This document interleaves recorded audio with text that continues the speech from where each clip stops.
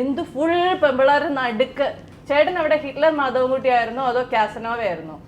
യാതൊരു സാധ്യത ഞാൻ കാണുന്നില്ല. അതെന്ത്? എനിക്ക് അവനെ നേരത്തെ അറിയുന്നതാ.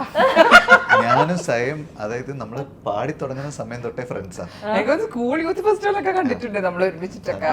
അന്ന് അറിയായിരുന്നോ വളർന്ന് വലുതാകും മരമാവും ആലാവും എന്നൊക്കെ? അല്ല, ശ്രീനിയേട്ടന്റെ മോനാണ് എന്നെല്ലാം പറഞ്ഞിട്ട് നമ്മളിങ്ങനെ നോക്കാം, ആച്ചക്കനാന്ന് പറഞ്ഞാൽ പിന്നെയാണ് നമ്മൾ പരിചയപ്പെടുന്നത്.